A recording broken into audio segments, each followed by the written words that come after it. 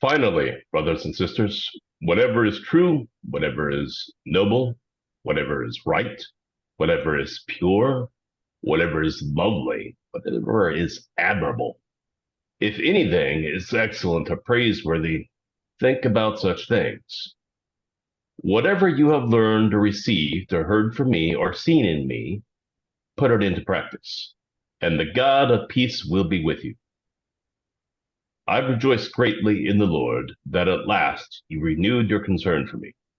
Indeed, you were concerned, but you had no opportunity to show it.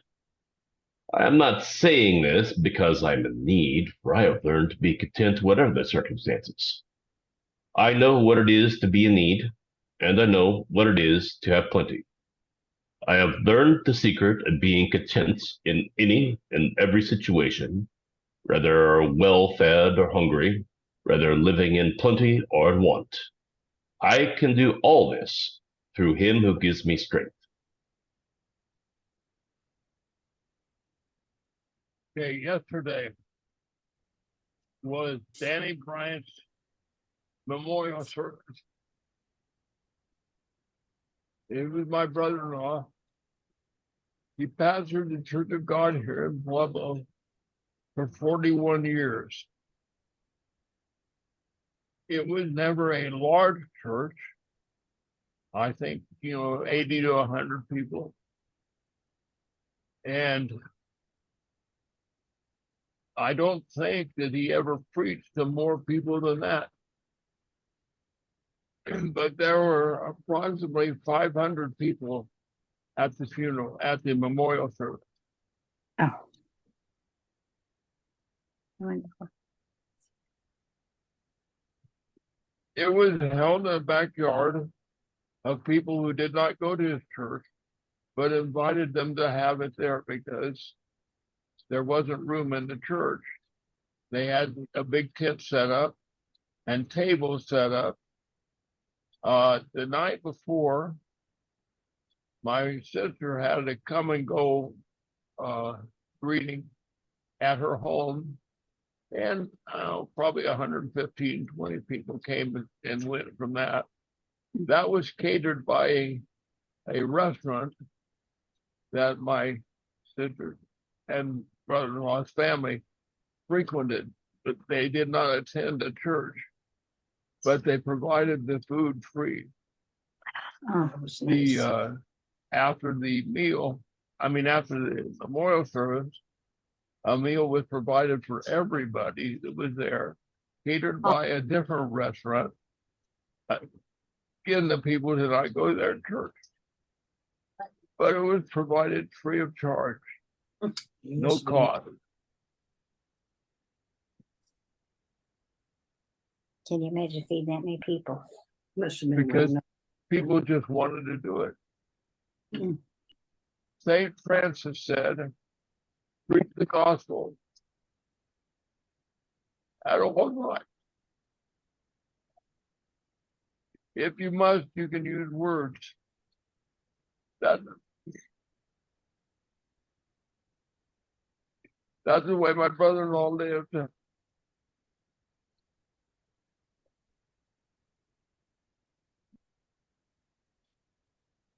And we did see the kind of impact his life had. He went to Carl's Jr., a restaurant like Hardee's, the same chain that's Carl's Jr. out here and Hardee's up back in Indiana. Same menu. He went there every morning and drank his iced tea and did his, it basically was his office. And people were from there, and many people made friends with him at that place. They were there in force. He lived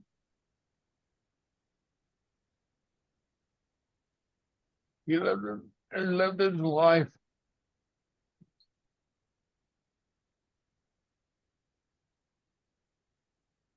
just being who he was. He embraced people. literally and figuratively. People talked about his big hugs. He was about when we were all well, he and I were about the same size. I may have had an inch on him in height, and he had 2 or 3 inches on me in breadth. And I don't mean that. I mean just broad shoulders, big guy. He was a good baker. 5 years in a row, he won grand champion in bread, overall grand champion in bread at the Colorado State Fair. Oh, yeah. After that, you have to retire. You win 5 times, they won't let you run it anymore. His sister took the bread recipe, which was actually my mother's, and she entered it in the Texas State Fair and won grand champion there. But that's not what this is about.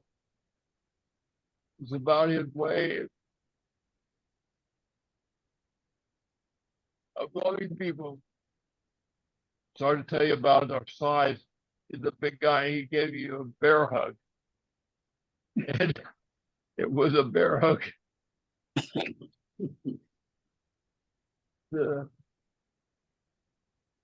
He lived his life without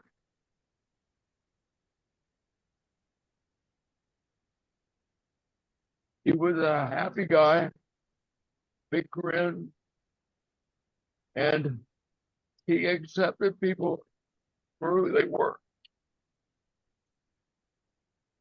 He did without judgment, without boundaries, without borders.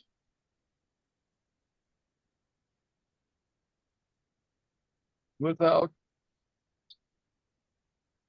feigned affection. He didn't do.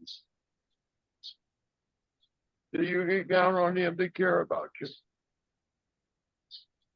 It didn't matter what happened. He didn't get flustered.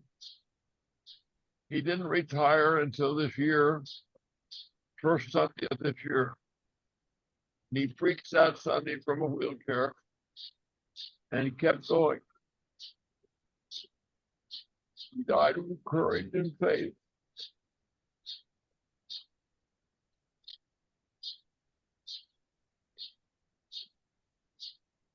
He made an impact by letting the love of God shine through his life.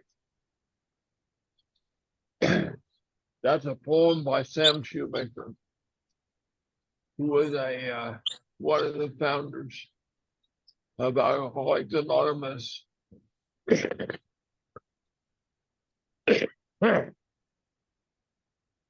That is the way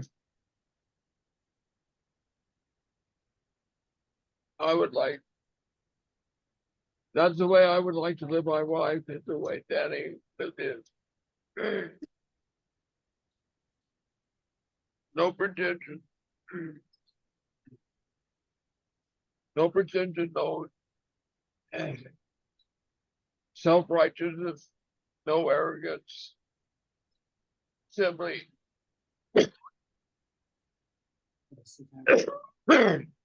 introducing people to God by the way he lived.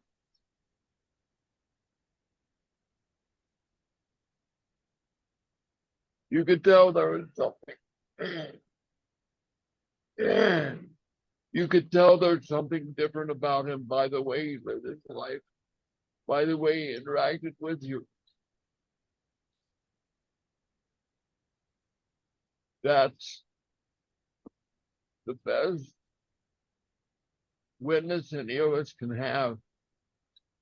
Too often, church people want to tell everybody else what they ought to be doing.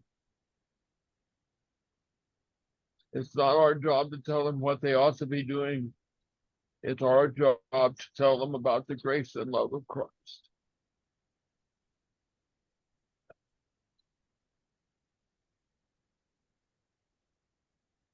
I wish you all could have been there.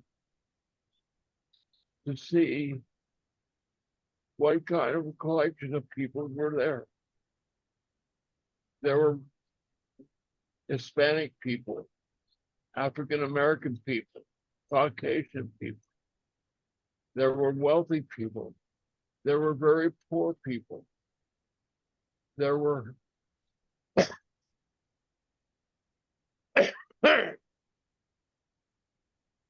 there were just a collection of people from Pueblo, Colorado. It was an amazing time together.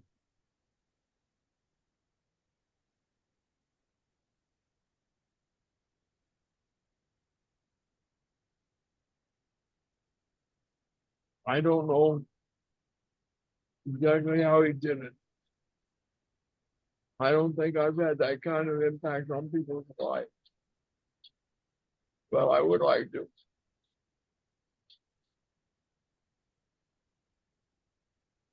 Too often, the church is filled with arrogance rather than humility.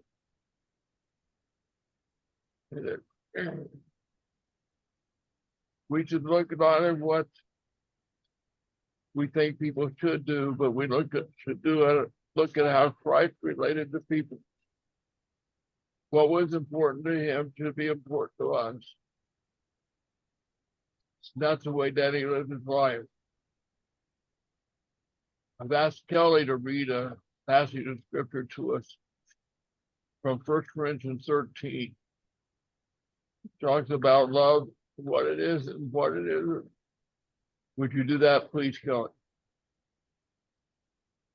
If I speak in the tongues of men or angels, but do not have love, I am only a resounding gong or a clanging cymbal. If I have the gift of prophecy and can fathom all mysteries and all knowledge, and if I have faith that can move mountains, but do not have love, I am nothing. If I give all I possess to the poor and give over my body to hardship that I may boast, but do not have love, I gain nothing. Love is patient. Love is kind. It does not envy. It does not boast. It is not proud. It does not dishonor others. It is not self-seeking. It is not easily angered. It keeps no record of wrongs. Love does not delight in evil, but rejoices with the truth. It always protects, always trusts, always hopes, always perseveres. Love never fails. But where there are prophecies, they will cease. Where there are tongues, they will be stilled. Where there is knowledge, it will pass away. For we know in part, and we prophesy in part. But when completeness comes, what is in part disappears. When I was a child, I talked like a child. I thought like a child. I reasoned like a child. When I became a man, I put the ways of childhood behind me. For now, we see only a reflection as in a mirror. Then we shall see face to face. Now I know in part, but then I shall know fully, even as I am fully known. And now these three remain: faith, hope, and love. But the greatest of these is love. One of the things I say is our problem in Christian unity is that we would rather be right than loving. And one of my friends said, please stop saying that. People don't understand you.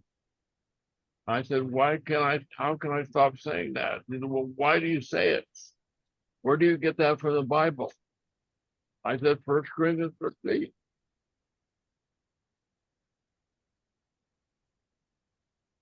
we need to be loving people, not saccharine love, where we don't ever confront evil or where we don't ever take a stand, but a genuine, full out love, no matter what.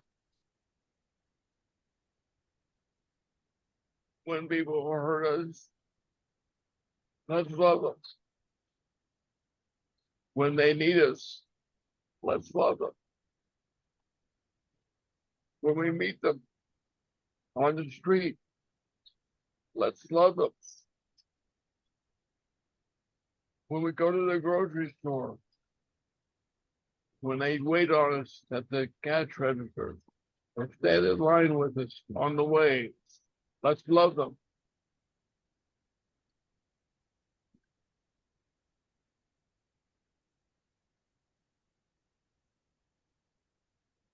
Paul says in Romans chapter 12, let love be genuine. Let it be real. Let it be watchable. Now, that kind of love does not necessarily come naturally. It comes as we live our lives with Christ and let him shape us and form us. I don't know how well I've communicated this morning, but it